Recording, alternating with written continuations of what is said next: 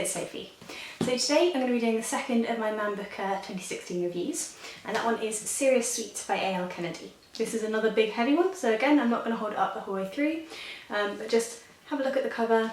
It's quite nice actually, and the back's there as well. Okay, so this one is going to require a spoiler later on, so I will tell you when I'm about to go into the spoiler section, but there's going to be a fair amount of the chat that doesn't involve the spoiler, so do hang around even if you want to keep it spoiler free. So Serious Sweet follows two individuals through London in a 24-hour period. The female of the pairing is called Meg. She is sort of very down on herself. She's lost her job, she's lost her career train, and she's had issues with alcohol and is sort of trying to stay sober and trying to stay narrow.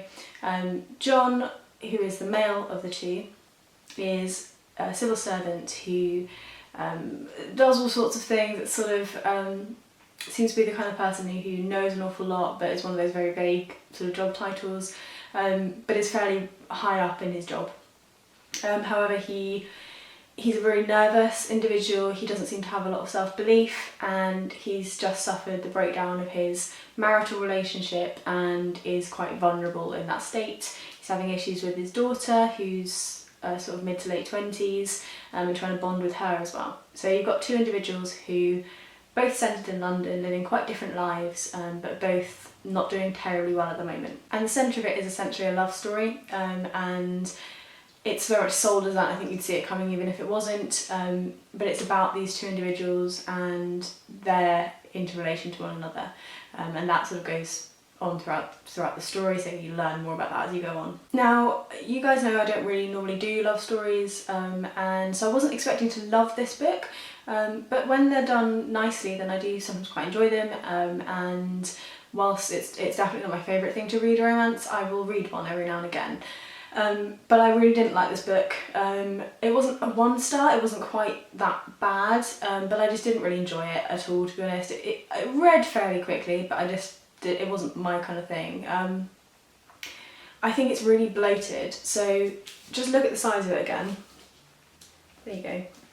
And this is 24 hours, and you have 2 points of view, so you have the female and the male, and it is stretching this out.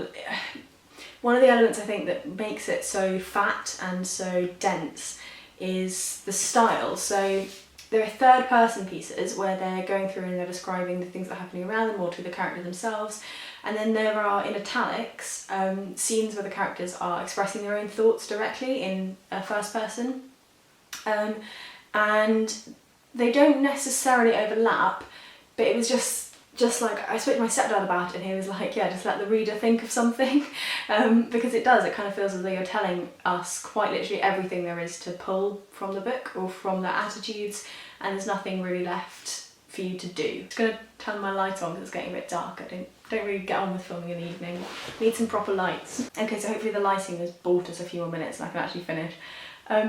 So yeah, I think it's bloated partly just because of the way it's been told, because it's overlaying these different pieces and the thoughts and the descriptions. It just feels quite heavy, and from the beginning it actually really annoyed me. I just felt as though I was being spoon-fed, so I didn't really enjoy that about the book. Whilst I quite like the idea of having romance with two damaged individuals, rather than having the sort of trope where there's one person who then saves the other, it was sort of, you've got a mutual sort of chaos on each side. I did quite like that as an idea, but I still it wasn't enough to carry anything through. I didn't feel the plots were strong enough. I actually got quite annoyed with John, especially as a character. I get being worried about stuff, but yeah, I don't think I've had anxiety and stuff, and I don't think my thoughts were like that all of the time. And the very last thing I want to do just before I go into spoilers is to just talk about one more element of the writing that I actually did quite like, but it wasn't enough to carry the book.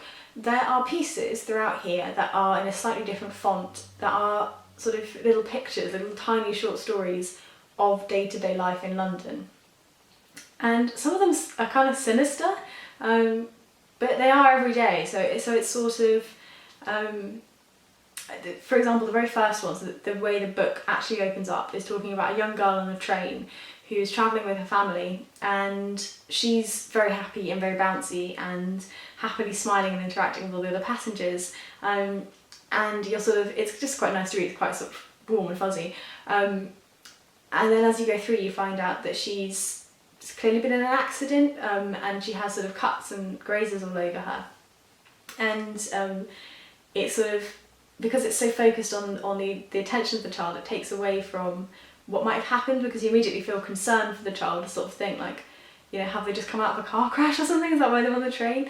And it's little pieces like that, so that they're a little bit sinister in that you have an element of danger or of sort of a bad thing having happened to each of these people potentially, but without ever really explaining what. And it, because they keep coming back and you keep having these odd little moments, you start to feel as if there's something else happening underneath the novel. But yeah, I actually preferred those to the story. So maybe I'd like her short stories potentially, because I think the descriptions there were done really nicely, and they were, most of them, sort of warm, fuzzy, humanity affirming little things. Now I'm going to just go very briefly into the spoiler that I mentioned, so for those of you who don't want to be spoiled, now would be the time to jump away. I will try and find the time in the video, if I can, and put it up for you that you can skip to if you want to hear my summary, which won't have any spoilers in it, so that you can watch the end, but if you don't want to and you want to go now, that's fine. Okay, so the spoiler is one that I think is worth saying, and whenever I'm doing the Man Booker ones, I try really hard not to put any spoilers in where possible, because I know a lot of people will read them, and I know that often these kind of videos can inform whether or not you pick them up before the shortlist comes in, but I feel like this is an important one. So one of the elements of the story that I just wasn't expecting at all, but comes in relatively early, is that Meg, the female character, is a survivor of sexual abuse, and potential, in this video, potential trigger warning. But it's dealt with in a manner that I think was quite accurate, and for me actually made it really, really difficult to read this book. I don't have panic attacks and flashbacks, and haven't for a long time, haven't for about 4 years. And there's a scene in here, relatively toward the beginning, where the fact of this sexual assault is sort of put out for the first time, and there's not really much build up, it just sort of happens. Meg is having a gynecology exam, and whilst the doctor is examining her, she begins to try and push away the thoughts of the flashback and try and forget the man that she's imagining in her head.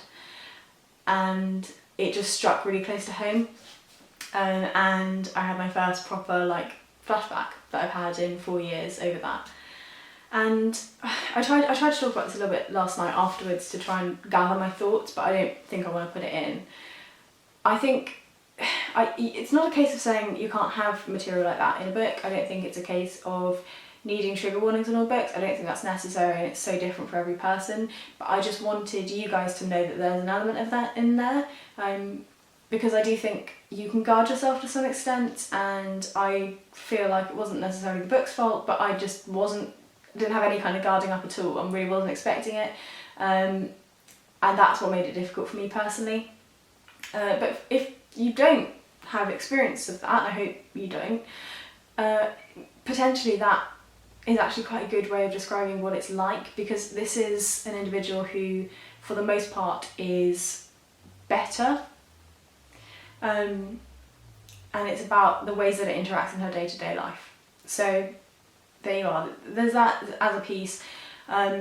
If I had the option, I probably wouldn't have read this book, I think, is the reality. Even though it's on the Man Booker, just the effect it had on me wasn't worth the reading experience, but that's hindsight, and it's always 2020, isn't it? Okay, so we're going to do a summary now. If any of you have gone away for the spoilers, then welcome back. I'm not going to do any more spoilers from this point on. I really wasn't impressed, and this is another one where I don't really know why this was chosen for the Man Booker. I had this with a couple of them when I did it last year. I didn't find anything in here that I found particularly special. I didn't find anything in here I thought was particularly prizeworthy. It just felt like a book that was kind of written okay, but I think the way the story was told just made it fat and ineffectual. I wouldn't recommend this one, and even though I don't normally do love stories and do all that sort of thing, I don't even think people who like that kind of thing would necessarily like this. Though if it appeals to you, the idea of that sort of damaged love story, then maybe do pick it up. There are a couple cute moments in there, but not enough to sort of hold the whole thing through for me. So hopefully you've enjoyed hearing me talk about Serious Sweet. Let me know in the comments down below whether this is a book that you are dying to pick up and can't wait to get your hands on, or whether this is something that doesn't sound like you'd be interested in it. And just have a chat about it in the comments. Try and keep it spoiler free if we can, just because I know it's new release and not a lot of people have read it yet. But I'll see you soon in my next review video. It's going to be Eileen. I've literally just started reading it today and I'm quite enjoying it so far. Reckon I'll probably put it up probably Wednesday, I think, Wednesday or Thursday for you. Alright, I'll see you then. Bye bye. So the novel is set in 1920s Alabama and we follow our main character Roscoe Martin, who is an electrician.